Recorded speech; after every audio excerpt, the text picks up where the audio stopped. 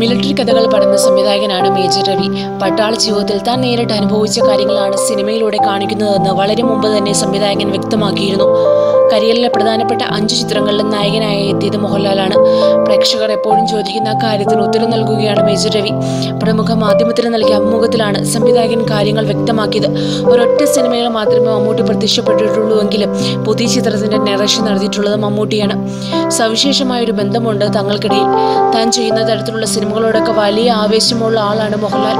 ലൊക്കേഷനിൽ തങ്ങൾ തളർന്നിരിക്കുകയാണെങ്കിൽ ഊർജ്ജം പകരുന്ന ഒരു ഘടകമാണ് മോഹൻലാൽ. അങ്ങനെയുള്ള ഘട്ടങ്ങളിൽ എല്ലാവരും ഉണർത്തി കാര്യങ്ങൾ ഏറ്റെടുത്ത് മുന്നോട്ട് കൊണ്ടുപോവുകയും ചെയ്യും. ആക്ഷൻ സീക്വൻസുകളോട് മോഹൻലാലിനുള്ള താല്പര്യത്തെക്കുറിച്ച് പലരും പറഞ്ഞു കേട്ടിട്ടുണ്ട്. അത് വളരെയധികം സത്യമാണ്.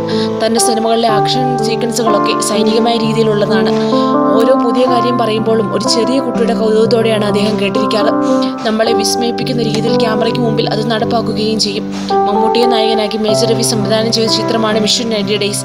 ഇടയ്ക്ക് അദ്ദേഹത്തെ നായകനാക്കി ചിത്രം ചെയ്യാൻ ആലോചിച്ചിരുന്നു. എന്നാൽ പറ്റിയൊരു വിഷയം കിട്ടാത്തതിനാൽ അത് വേണ്ടെന്ന് വെക്കുകയായിരുന്നു. ആക്ഷന് പ്രാധാന്യമുള്ള ഒരു സിനിമ ചെയ്യാനുള്ള താല്പര്യം അദ്ദേഹം നേരത്തെ അറിയിച്ചിരുന്നു. പക്ഷെ മമ്മൂട്ടിക്ക് ഒരു പ്രൊജക്റ്റ് വരുമ്പോൾ അതിന് തക്കതുള്ള ഒന്നാവണ്ടേ. അത്തരമൊരു വിഷയത്തിലുള്ള കാത്തിരിപ്പിലായിരുന്നു. മമ്മൂക്കയുമൊത്ത് ഇനി ചെയ്യുന്ന ചിത്രം സൈനിക പശ്ചാത്തലത്തിലുള്ളതാവില്ല. കൂടുതൽ ചലച്ചിത്ര രംഗത്തെ വാർത്തകൾക്കായി സബ്സ്ക്രൈബ് ചെയ്യുക മലയാളം ന്യൂസ് ടൈം.